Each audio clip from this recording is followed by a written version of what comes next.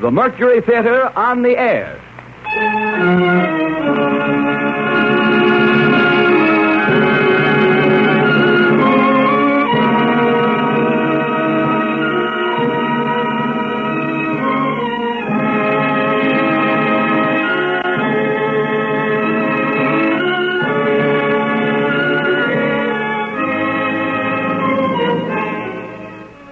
No theatrical organization has done more in recent years to stimulate interest in the American stage than the Mercury Theatre, whose outstanding productions of last winter under the direction of Orson Welles were the sensation of the theatrical season. Julius Caesar in Modern Dress, The Shoemaker's Holiday, Mark Blitzstein's The Cradle Will Rock, Bernard Shaw's Heartbreak House proved to the public the vitality and genius of this new organization. This summer, the Columbia Network introduced Orson Welles and his company for the first time to radio. And tonight we present the Mercury Theatre on the air in the fifth broadcast of its unique new series, dramatizing famous narratives by great authors. CBS again welcomes Mr. Welles and his associates to Columbia stations and to the stations of the Canadian Broadcasting Corporation. And here is Orson Welles to tell you about these stories himself. Mr. Welles. Good evening. Tonight, as you were duly warned last week, we are trying out something altogether new. We're telling 3 stories instead of 1. 3 short stories instead of a single long one. Stories about love and ghosts and horse races. 3 stories in the first person singular about young people for grown-ups. I'm a Fool by Sherwood Anderson is the first of the 3.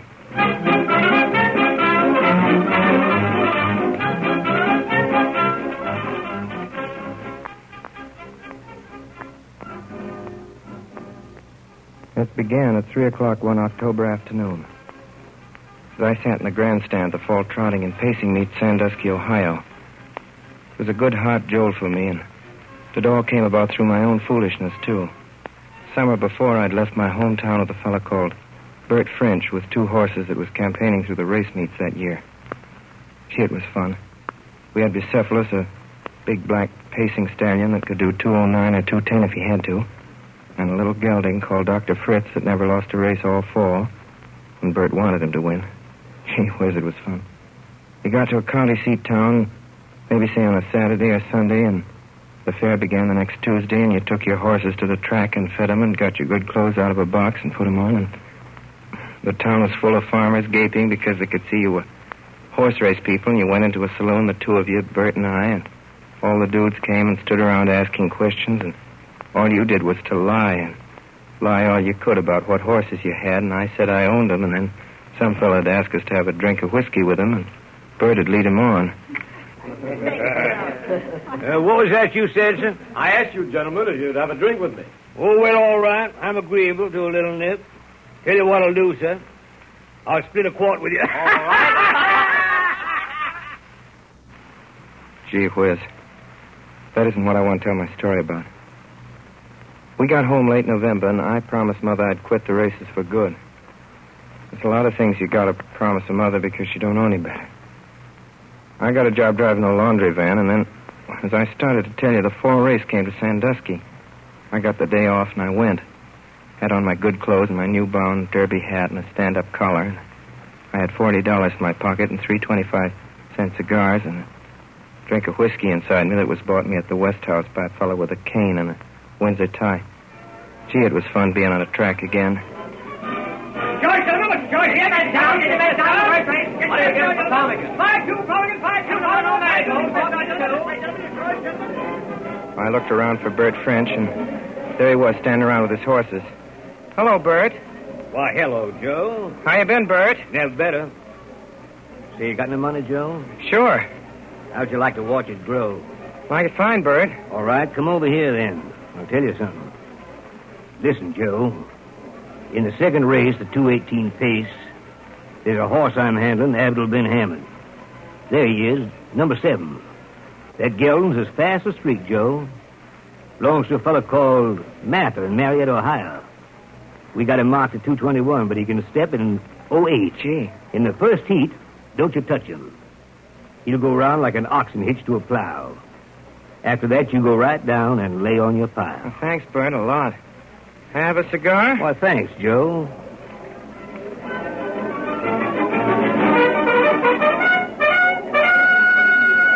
Well, sir, I went and bought myself the best seat I could get right in the grandstand. I didn't go in for any of those boxes.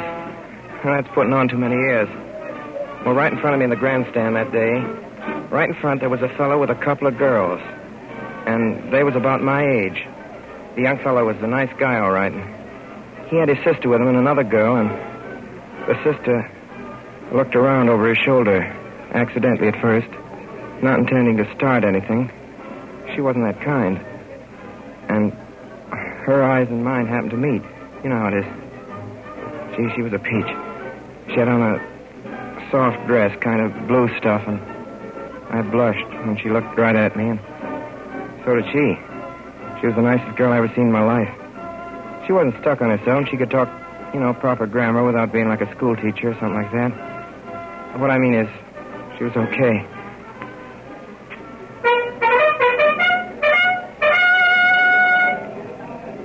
And then, pretty soon the horses came out for the 2:18 pace, and there was Bert's horse in among the rest.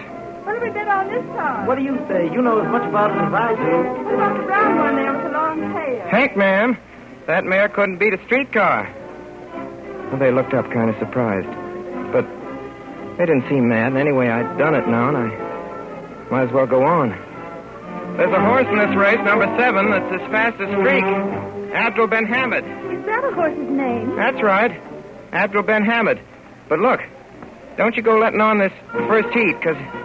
Don't bet on him, because he'll pace it like a lame cow. You see if he don't. But when the first heat is over, go right down and lay a pile on Abdul Ben Hamid. He'll come right out and skin him alive. Will he really? That's the dope. Well, that's what I told her. Gee, you should have seen the way they looked at me. And then you know what she did? Gee whiz. She asked this man that was with her, Wilbur.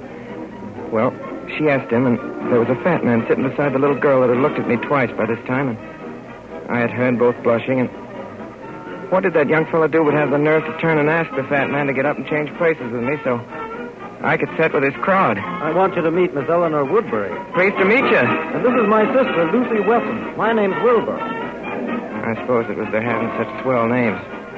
Got me off my trolley, and then that girl.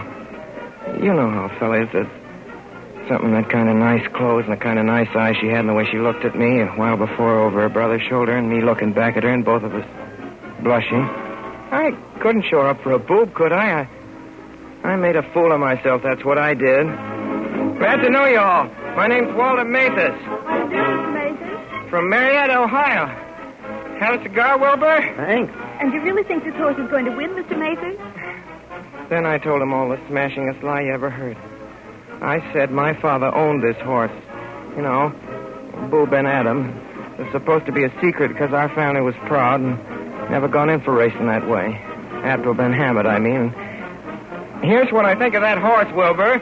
Will you do me the favor when you go down to place these 30 bills on Abdul Ben Hamid at whatever odds you can get? Just about then the bell for the first heat come off, and sure enough, Abdul Ben Hamid went off his stride up the back stretch and looked like a wooden horse or a sick one, came in to be last. See, folks, what'd I tell you? Like a lame cow. You certainly were right, Mr. Mason. Then this Wilmer Weston went down to the betting place onto the grandstand, and this Miss Woodbury with him, and Lucy Weston and I was left alone together, like on a desert island. Butter popcorn, crisp, and strawberry mine. Butter popcorn, crisp, and strawberry mine. Fresh salad, butter popcorn. Gee, Miss Lucy. Gee, I'd like to show you our place down in Marietta. It's on a hill, a great old red brick house with the stables behind it, way up on a hill, up above the Ohio River. I like rivers. Her eyes were shining, and then she kind of, with her shoulder, you know, kind of touched me. Not just tucking down. I don't mean that. You know how a woman can do. They get close, but not getting gay either. You know what they do. Gee whiz, I begin to wish I was on the square with her and to see what a fool I'd been, but there wasn't any way of getting myself on the square now. There ain't any Walter Mathis, like I said to her, and there ain't ever been one, but if there was, I bet I'd go to Marietta, Ohio, and shoot him tomorrow. And then Wilbur Weston came back with Miss Woodbury, and he'd gone and bet $50 on this horse, and the girls had gone and put in $10 each of their own money, too. Gee, I was sick then, but came out okay. Then Adams stepped the next 3 heaps like a bushel of spoiled eggs going to market before they could be found out. There he goes! Look at him, Mr. Mason. Look at him coming up. No, he's started. There he is. Coming up. Abdul bin Hamid. Second, Mr. Mason. He's going to win. He's going to win. He's winning. He's winning.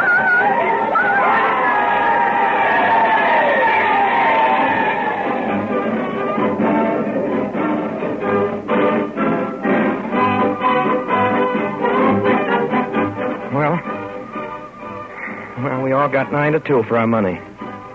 After the race, we had a hack downtown, and Wilbur stood us a swell supper at the West House and a bottle of champagne besides, and there was I with that girl, big boot that I am. She wasn't saying much, and I wasn't saying much either. One thing I know. She wasn't stuck on me because of the lie about my father being rich and all that. There's a way, you know.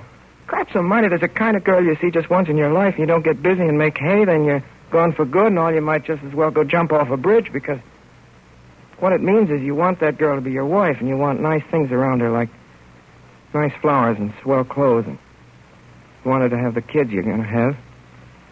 You want good music played and not ragtime. Gee whiz. Well, there's a place over near Sandusky across a kind of bay, and it's called Cedar Point, and after we'd had supper, we went over to it in a launch. Just the 4 of us. By ourselves. What time does the train leave, Wilbur? 10:40. And is that the last train? Yeah, that's the last train. Oh, Shaw.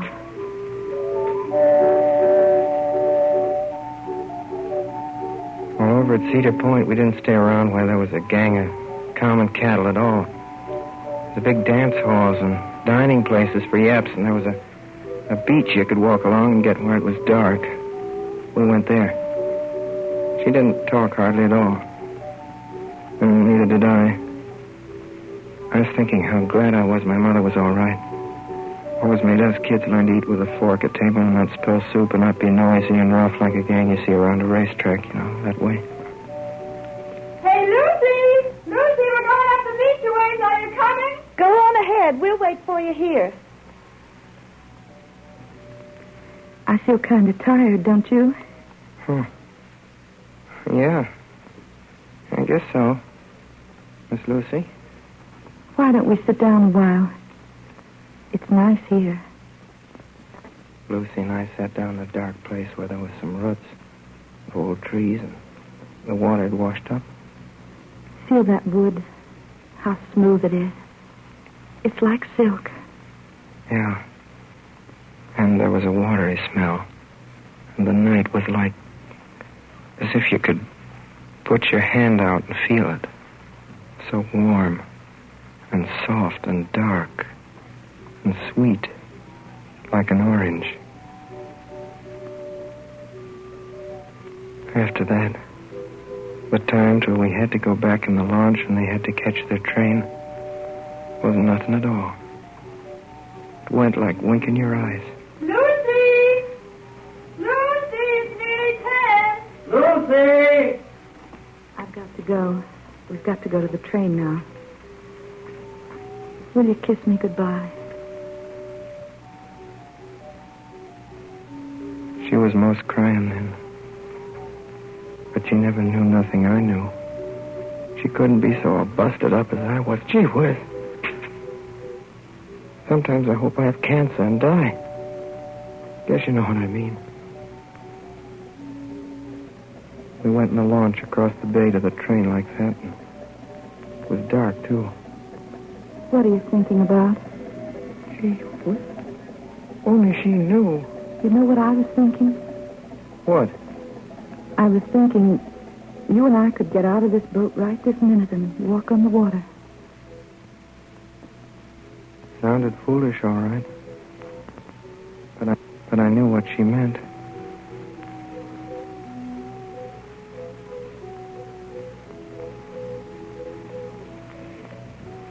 And then quick, we were right at the depot. There was a big gang of yaps crowded and milling around like cattle, and how could I tell her? It won't be long because you'll rise and I'll answer you. I got a chance like a hay barn afire, a swell chance I got to answer her.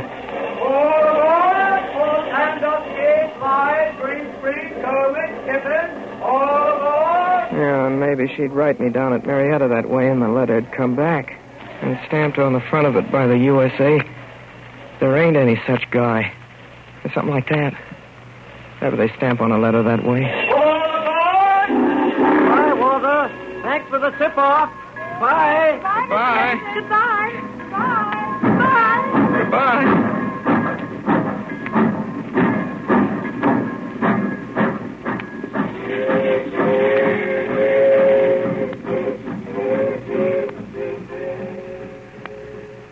When that train went, I busted out and cried like a kid.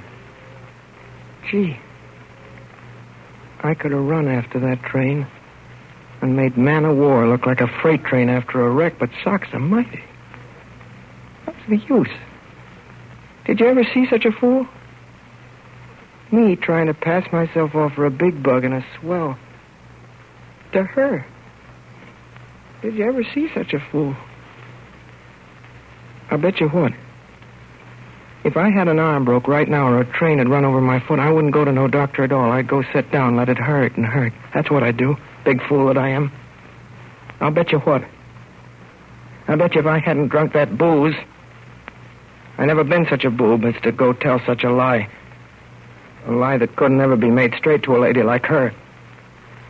I wish I had that fellow right here that bought me that drink. I'd smash him for fair gosh darn his eyes. He's a big fool, that's what he is. If I'm not another, you just go and find me one and I'll quit working and be a bum, give him my job. I don't care for working and earning and saving it for no such boob as myself.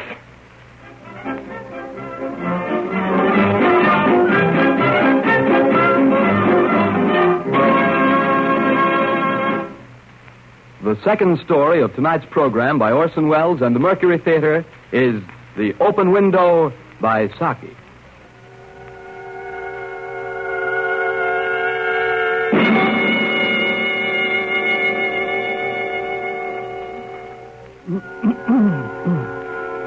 My name is Frampton Nuttall. I am a very nervous man. The doctors are not entirely in agreement in the matter of my diet. They have agreed to a man in ordering me complete rest, an absence of mental excitement, an avoidance of anything in the nature of violent physical exercise. It was the doctor's idea that I should go to the country for a week for my health. But it was my sister, Matilda Nuttall, who insisted on Mole Barrington. I know how it'll be, Frampton. You will bury yourself down there and not speak to a living soul, and your nerves will be worse than ever from moping. I'm not given to moping, Matilda. Oh, yes, you are, Frampton. I shall give you letters to all the people I know in Mole Barrington. Some of them, as far as I can remember, are quite nice. You will call on them. That is how I came to visit Mrs. Sappleton. Hello. I would like to see Mrs. Sappleton. My name is Frampton Nuttall. Really? I have a letter to Mrs. Sappleton from my sister. I see. Won't you come in and sit down? I was led into the drawing room by a young lady of about 15, with unnaturally long legs, a great many freckles on her face, and gray eyes. I'll tell my aunt you're here. What did you say your name was? Nuttall. Frampton Nuttall. I'll tell my aunt, Mr. Nuttall. I wondered whether Mrs. Sappleton was in the married or widowed state. An indefinable something about the room seemed to suggest masculine habitation.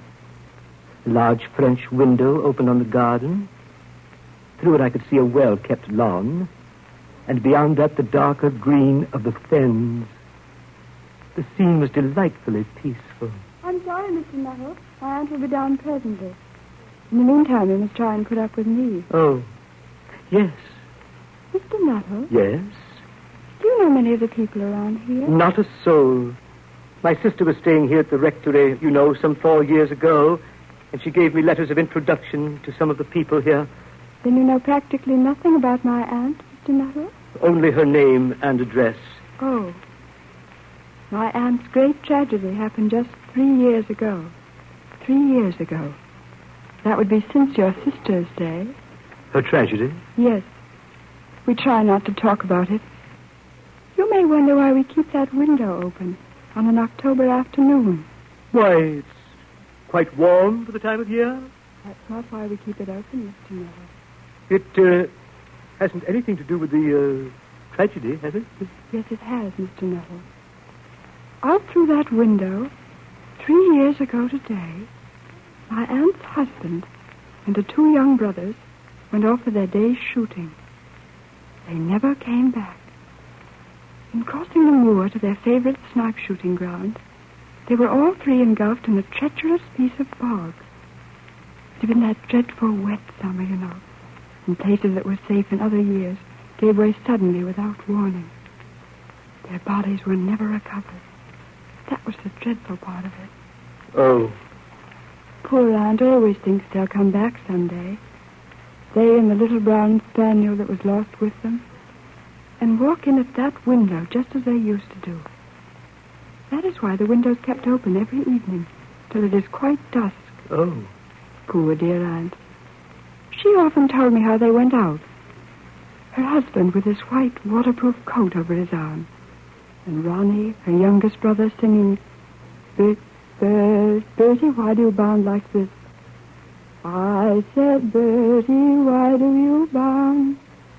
As he always did to tease her, because she said it got on her nerves. Do you know, sometimes on still, quiet evenings like this, I almost get a creepy feeling that they'll all walk in through that window. It was a relief when Mrs. Sappleton came into the room. Oh, I'm so sorry to have kept you waiting, Mr. Nuttall. I do hope Vera has been amusing you. She has been very interesting. It's so nice of you to come and see us, Mr. Nuttall. I do hope you don't mind the open window. Why, no. No. Open window? No. My husband and brothers will be home directly from hunting, and they always come in this way. They've been out for snipe in the marshes today, so they make a fine mess over my poor carpet. So like you men folk, isn't it? Do you hunt, Mr. Nuttall? It was horrible the way the poor woman's mind dwelt on the topic of hunting. I looked up and the girl's eyes caught mine. She shook her head sadly. I tried desperately to change the subject. I told her that I was in Mole Barrington for my health. But I was conscious that Mrs. Sappleton was giving me only a fraction of her attention, and her eyes were constantly staring past me to the open window and the lawn beyond. Then, suddenly, I saw her stiffen. She was staring at the window. Here they are. Here they are now, just in time for tea. I turned toward the niece. The child was staring through the open window with dazed horror in her eyes. I turned and looked in the same direction. In the deepening twilight, 3 figures were walking across the lawn toward the window. They all carried guns under their arms, and one of them carried a white waterproof coat hung over his shoulders. A tired brown spaniel kept close at their heels. Noiselessly, they neared the house. Oh, good heavens. Oh, good heavens! Help! Help!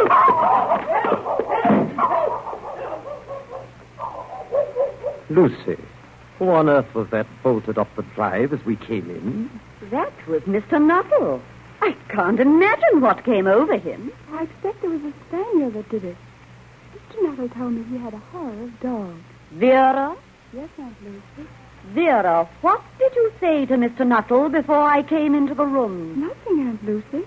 Mr. Nuttall did all the talking. I didn't say anything. He told me the strangest things. He was once hunted into a cemetery somewhere on the banks of the Ganges by a pack of pariah dogs and had to spend the night in a newly dug grave with the creature snarling and grinning and foaming just above his head. Enough to make anyone lose their nerve, Aunt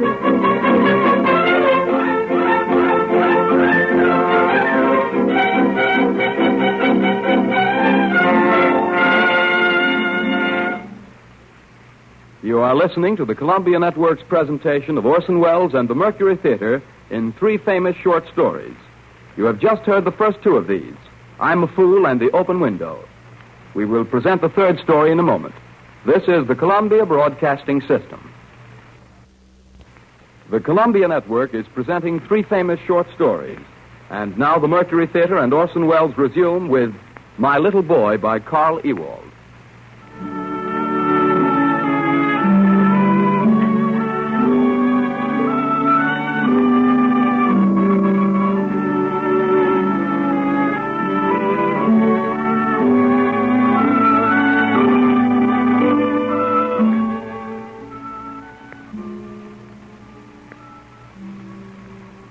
My little boy is beginning to live. Carefully, stumbling now and then on his little knock-kneed legs, he makes his way through the world, looks at everything that there is to look at, and bites at every apple, both those that are his due and those which are forbidden him. He is not a pretty child, but he is charming. His face can light up suddenly and become radiant. He can look at you with quite cold eyes. He has a strong intuition, and he is incorruptible. He has never yet bartered a kiss for candy. He has bad habits, too. He is apt, for instance, suddenly and without the slightest reason, to go up to people whom he meets in the street and hit them with his little stick. What is in his mind when he does so, I do not know. And so long as he does not hit me, it remains a matter between himself and the people concerned. He has an odd trick of seizing his words in a grown-up conversation, storing them for a while, and then asking me for an explanation. Father? Yes? What is life? I give him a tap on his little stomach and roll him over on the carpet and conceal my emotion under a mighty tussle. Later, when we're sitting together, breathless and tired, I give him his answer. Life is delightful, my little boy. Don't you be afraid of it.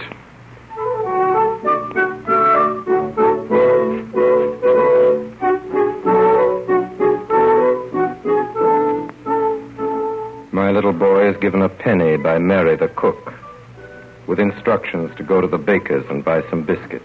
I stand at my window and see him cross the street in his slow way and with bent head. Only he goes slower than usual, with his head bent more deeply between his small shoulders. He stands long outside the baker's window, where there is a confused heap of lollipops and chocolates and sugar sticks. Then he lifts his hand, opens the door, disappears, and presently returns with a paper bag, eating with all his might. And I, who, heaven be praised, have myself been a thief in my time, go all over the house and give my orders. My little boy enters the kitchen. Put the biscuits on the table. He stands still for a moment and looks at Mary and at the table and at the floor. Then he goes into the living room where his mother is sitting. You're quite a big boy now that you can buy biscuits for Mary. His face is very long. He says nothing. He comes quietly to me, sits on the edge of a chair. Hello. Hello. You've been over the way at the baker's. What'd you buy at the baker's? Lollipops. Oh, well, I never. What fun. I had some lollipops this morning. Who gave you the money this time? Mary. Really? Well, Mary is certainly fond of you, isn't she? Remember the lovely ball she gave you for your birthday? Father, Mary told me to buy a penny's worth of biscuits. Oh, dear. It is very quiet in the room. My little boy cries bitterly, and I look anxiously before me and stroke his hair. Well, you fooled Mary badly. She needs those biscuits, of course, for cooking. She thinks they're on the kitchen table, and when she goes to look, she won't find any. Mother gave her a penny for biscuits. Mary gave you a penny for biscuits, and you go and spend it on lollipops. What are we going to do? If only we had a penny, then you could rush across the street and fetch the biscuits. Father, there's a penny on Mother's writing table. Oh, is there really? Oh, no, I'm afraid that's no use to us, my little boy. That penny belongs to Mother. The other was Mary's. People are so terribly fond of their money and get so angry when you take it from them. I can understand that, for you can buy such an awful lot of things with money. You can get biscuits and lollipops and toys and clothes and half the things in the world. And it's not so easy to make money either. Now, Mary, she has to spend the whole day cleaning rooms and cooking dinner and washing up before she gets her wages. And out of that, she has to buy clothes and shoes. And you know she has a little girl whom she has to pay for at Mrs. Olson's. She must certainly have saved very cleverly before she managed to buy you that ball for your birthday.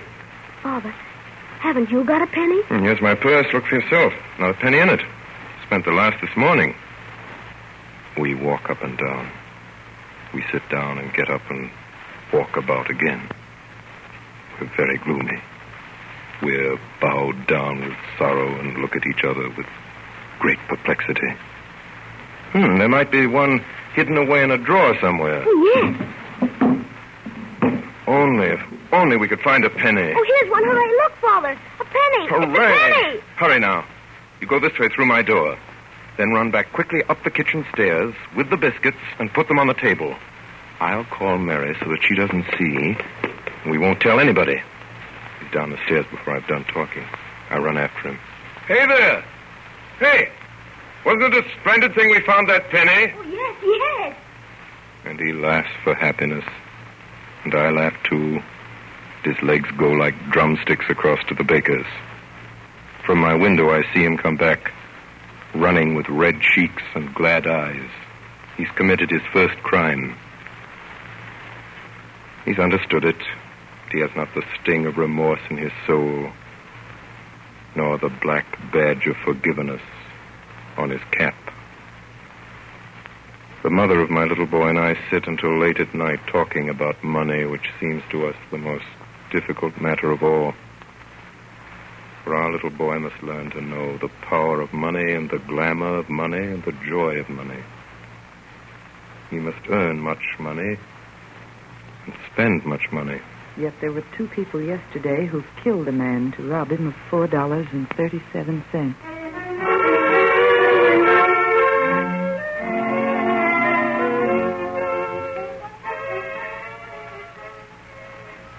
My little boy is engaged to be married.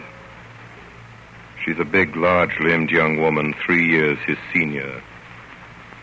Her name is Gertie. By a misunderstanding, however, which is pardonable at his age and, moreover, quite explained by Gertie's appearance, he calls her Dirty. Little Dirty, and by this name she will be handed down to history. I want a girl for myself. Quite right, my boy. Either I know very little of mankind, or he has made a fortunate choice. No one is likely to take Dirty from him. Like the gentleman that he is, he at once brings the girl home to us and introduces her. Owing to the formality of the occasion, he does not go by the kitchen way as usual, but rings the front doorbell. I open the door myself. There he stands on the mat, hat in hand, with Dirty, his bride, and with radiant eyes. Father, this is little Dirty. She's my sweetheart. We're going to be married. That's what people usually do with their sweethearts. Come in, Dirty, and be welcomed by the family. Wipe your feet, Dirty. The mother of my little boy doesn't think much of the match. Why, she's a perfectly dreadful little thing. I have a good mind not to let her in the house. We can't do that. I'm not in ecstasies over her either, but it's not at all certain that it will last. Yes, but... Do you remember what little use it was when your mother forbade me the house? We used to meet in the most incredible places and kiss each other terribly.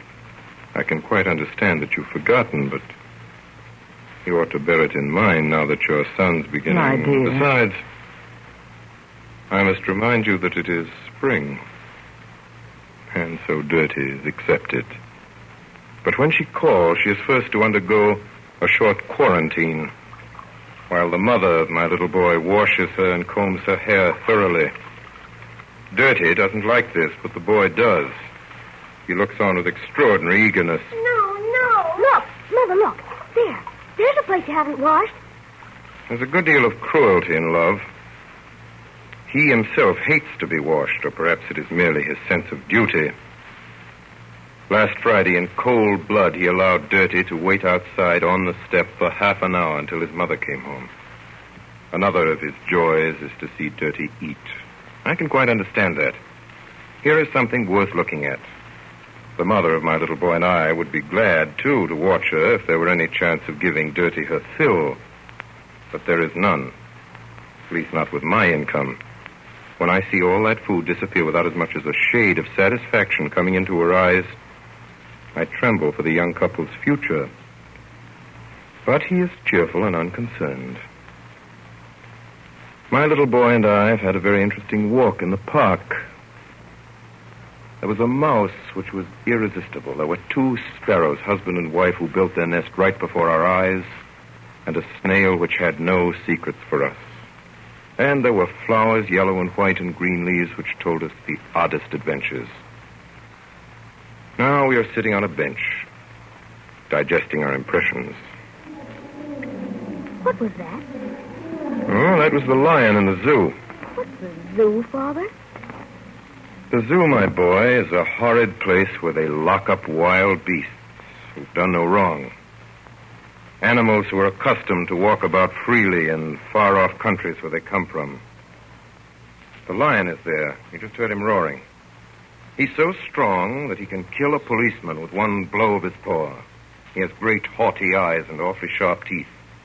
They caught him one day in a trap, tied him with ropes and dragged him here and locked him in a cage with iron bars to it.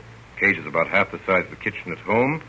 And there the king walks up and down, and gnashes his teeth with sorrow and rage, and roars that you can hear him miles away.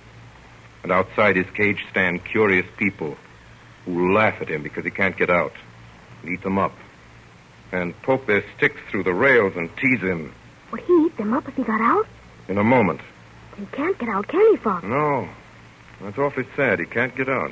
Well, Father, let's go and look at the lion. I pretend not to hear. And go on to tell him of the strange birds there. Great eagles that used to fly over church steeples and over the highest trees and mountains. Now they are sitting in cages on a perch like canaries with clipped wings and blind eyes. I tell him of gulls which used to fly all day long over the stormy sea. Now they splash about in a puddle of water, screaming pitifully. I tell him of wonderful blue and red birds, which in their youth used to live among wonderful red and blue flowers in forests 1,000 times bigger than this park. Now they sit there in very small cages and hang their beaks while they stare at tiresome boys in dark blue suits and black stockings and rubbers and sailor hats. Are these birds really blue? Sky blue and utterly broken-hearted. Father, can't we go and look at the birds? I don't think we will. Why should more silly boys go and look at them? You can't imagine how it goes to one's heart to look at those poor captive birds. Father, I should so much like to go to the zoo. Take my advice and don't. The animals there are not the real animals you see. They are ill and ugly and angry because of their captivity and their longing and their pain. But I should like so much to see them. Now, let me tell you something. To go to the zoo costs 5 cents for you and 10 cents for me. That makes 15 cents altogether. That's an awful lot of money. We won't go there now, but we'll buy the biggest money box we can find. One of those money boxes shaped like a pig. Then we'll put 15 cents in it, and every Thursday we'll put 15 cents in the pig. By and by, that'll grow to be quite a fortune. Such a fortune that when you're grown up, you can take a trip to Africa yourself into the desert and hear the wild, the real lion roaring and tremble just like the people tremble down there. Father, I'd rather go to the zoo now. Shall we go and have some ice cream at Josty's? I'd rather go to the zoo. You're not going to the zoo. Now we'll go home. And home we go, but we're not in a good temper. Of course, I get over it and buy him an enormous money box pig. We put the money into it, and he thinks that most interesting. But later in the afternoon, I find him in the nursery, engaged in a piteous game. He has built a cage in which he has imprisoned the pig. He is teasing it and hitting it with his whip. Can't get out and bite me, you stupid pig. You can't get out, do you hear? You can't get out. You can't get out.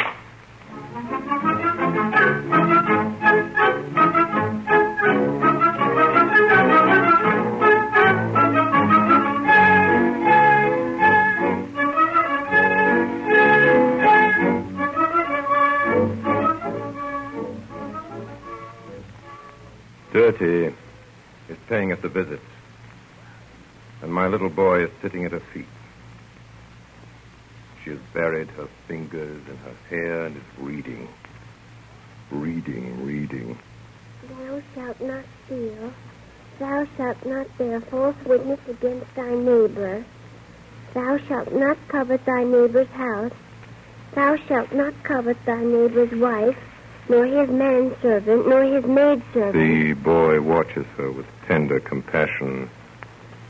And he comes to me. Father, must Dirty do all the 10 Commandments say? Yes? Thou shalt not kill. Thou shalt not steal. Thou shalt honor thy father and thy mother. Thou shalt not covet thy neighbor's house. Father, when I grow big, must I do all the 10 Commandments say? Yes? Father, do you do all the 10 Commandments say? Yes? Well, Father, I don't believe that I can do all those things that the 10 Commandments say.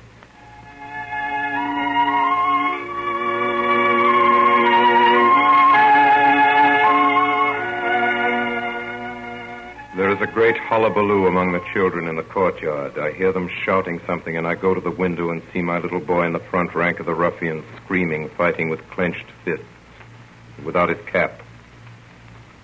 I know that he'll come up before long and tell me about it. Presently he appears. He stands still, as is his way, by my side. Says nothing. I steal a glance at him. He's greatly excited and proud and glad, like one who has fearlessly done his duty. Well, what fun you've been having down there. Well, it was a Jewish boy we were beating up. What? A Jewish boy? You beating him up? Yes. What had he done? Nothing. He seems puzzled. I look so queer suddenly. Now I snatch my hat and run out of the door as fast as I can. Come! We must find this Jewish boy and beg his pardon. What's that?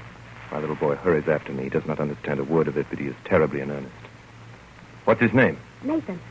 Nathan! Nathan! There's nobody in the courtyard. We go out in the street. Nathan! All in vain. The Jewish boy and his persecutors are blown away into space.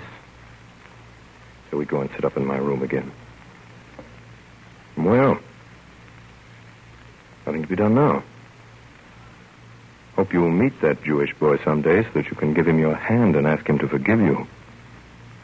You must tell him that you did it only because you were stupid. But if another time anyone does him any harm, I hope you'll go in and help him and beat up the other fellow as long as you can move a limb. Yes, Father. I can see by my little boy's face that he is ready to do what I wish. So now I have to explain. Now, let me tell you. The Jews are by way of being quite a wonderful people.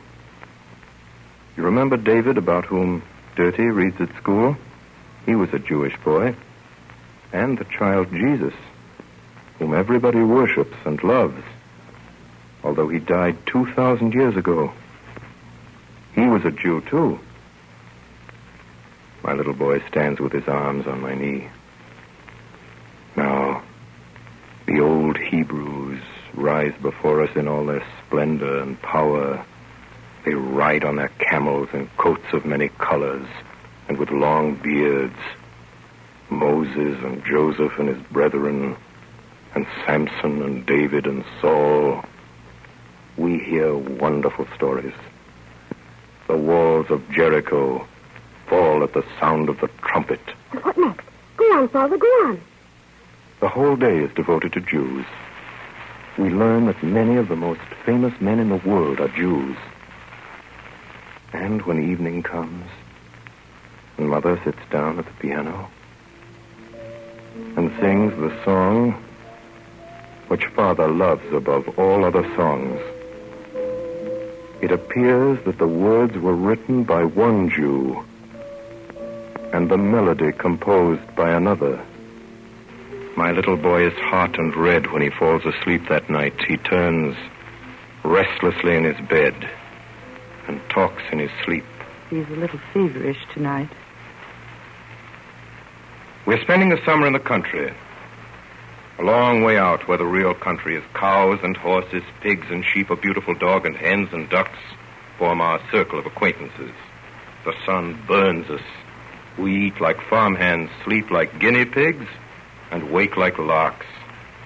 Presently, for better or worse, we get neighbors. They're regular city people. The pearl of the family is Erna. Erna is 5 years old. Her very small face is pale green, with watery blue eyes and yellow curls. She is richly and gaily dressed in a broad and slovenly sash, a daintily embroidered dress, short open-work socks, and patent leather shoes. I at once perceived that my little boy's eyes have seen a woman. Altogether, there's no doubt as to the condition of his heart. One morning, he proposes. He's sitting with his beloved on the lawn. Close to them, her aunt is nursing her rheumatism under a red parasol. Up in the balcony above, I sit, like Providence, and see everything, myself unseen. Nana, you shall be my sweetheart. I have a sweetheart already at home. Her name is Dirty. This communication naturally by no means lowers Erna's suitor in her eyes, but it immediately rouses all Auntie's moral instincts. If you have a sweetheart, you must be true to her. But Erna's going to be my sweetheart. Listen, child, you're a very naughty boy. If you have given this, Dirty. Well, that's an extraordinary name. But if you've given her your word, you must keep it till you die. Otherwise, you'll never, never be happy. My little boy understands not a word and answers not a word, but later, after lunch, he comes up to where his mother and I are sitting, puts his hands in his pockets, looks straight before him. Father, can't you have two sweethearts? The question comes quite unexpectedly. But at the moment, I don't know what to answer. Well? I pull my waistcoat down and my collar up. Yes. Yes, you can have two sweethearts. But it is wrong. It leads to more fuss and unpleasantness than you can possibly imagine. Are you so fond of Erna? Yes. Do you want to marry her? Yes. Well, then, the thing is settled. We'll write to Dirty and give her notice. Well, there's nothing else to be done. I'll write now, and you can give the letter yourself to the postman when he comes this afternoon. If you take my advice, you'll make her a present of your boar, and she'll not be so much upset. She can have my goldfish, too, if she likes. Oh, excellent, excellent. We'll give her the goldfish. Then she really will have nothing in the world to complain of. My little boy goes away. But presently he returns. Father, have you written a letter to Dirty? Not yet, my boy. There's time enough. I shan't forget it. Father, I'm so fond of Dirty. She was certainly a dear little girl. Father, I'm also so fond of Erna. We look at each other. This is no joke. Perhaps we'd better wait with the letter till tomorrow. Or perhaps it would be best if we talk to Dirty ourselves. We get back to town. Then my eyes surprise an indescribable smile on our mother's face. All a woman's incapacity to understand man's honesty is contained within that smile. And I resent it greatly. Come. Let us go. My little boy and I go out to a place we know of, far away behind the hedge, where we lie on our back and look up at the blue sky and talk together sensibly, as two gentlemen should.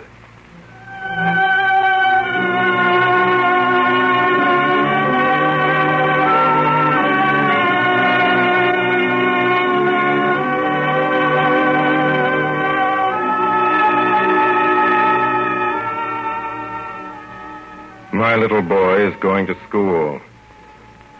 We can't keep him at home any longer, says his mother. He himself is glad to go, of course, because he doesn't know what school is. I know what it is, and I know also that there is no escape for him, but I am sick at heart. So we go for our last morning walk along the road where something wonderful has always happened to us.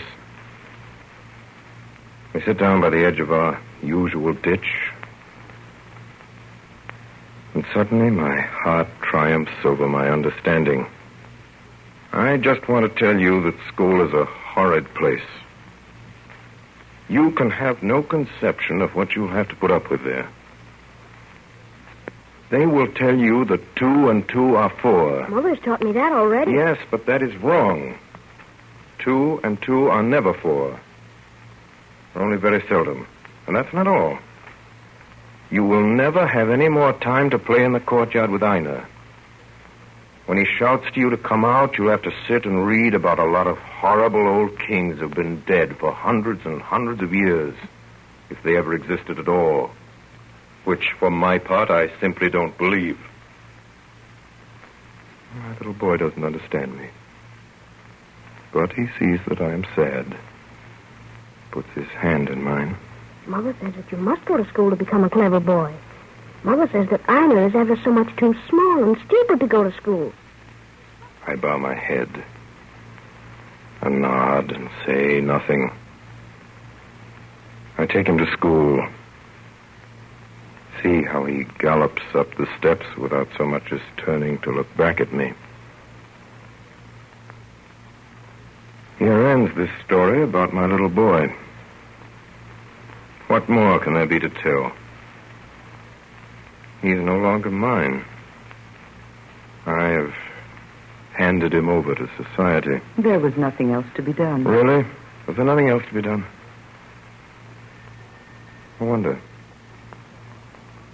Small boys have a bad time of it, you know.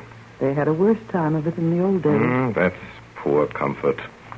The world is still full of parents and teachers who shake their stupid heads and turn up their old eyes and cross their flat chests with horror at the wickedness of youth. Children are so disobedient, they say, so naughty, so self-willed, and talk so disrespectfully to their elders. And what do? We who know better. We do what we can. She says it in such a way, and looks at me with 2 such sensible eyes. They're so strong and so true that I suddenly think things quite well for our little boy. And I become quiet and cheerful like herself. Those teachers of his better look out, though. My little boy, for all I care, may take from them all the English and geography and history that he can, but they shan't throw dust in his eyes about the important things. I shall keep him awake, and we shall have great fun finding them out. And I shall help him with his English and geography and history.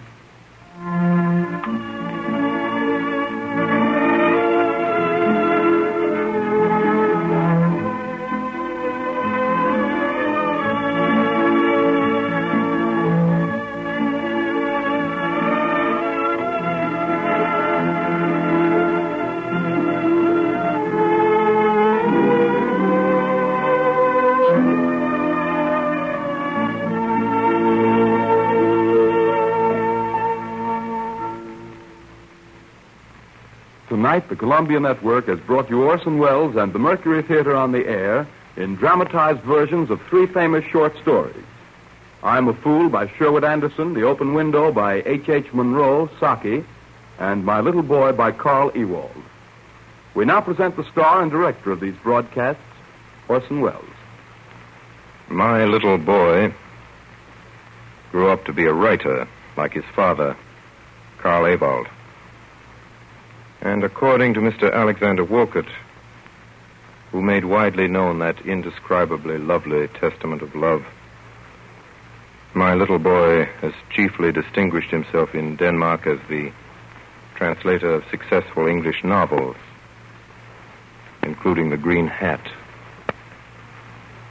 The second and somewhat sinister posy in this evening's children's garland was The Open Window by H.K. Munro, who signed himself Saki. It has been said of Hector Munro that he was entirely incapable of boring a fellow creature. It is, God knows, eternally true of Saki. Indeed, his sister's earliest recollections of him, in the nursery where he and their brother Charlie had been rashly left to their own devices, is worthy of his most improbable heroes.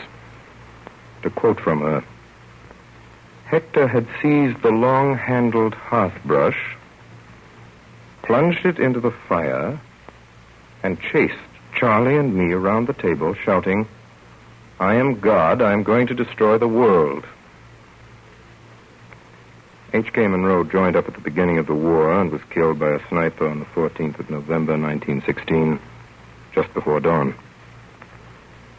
The author of our opening bill, that searching and poignant confession of a young lover who lied and lost, is this moment the editor of 2 newspapers in Marion, Virginia, one Democratic and the other Republican. This virtually perfect condition of life is the happy ending of a career that commenced surprisingly and suddenly one hot afternoon when Mr. Sherwood Anderson was the manager of a paint factory in Elyria, Ohio. He was sitting in his office, the story goes, dictating a letter, when he turned to his stenographer and said sharply, "I am walking in the bed of a river." He then put on his hat and walked out of the paint factory and also out of Elyria, Ohio, never to return. But Sherwood Anderson never forsook his native state. Not really. After all, nothing could be more faithful to it than I'm a Fool. Well, next week, Charlotte Bronte's Jane Eyre. Till then, thanks, everybody, and good night.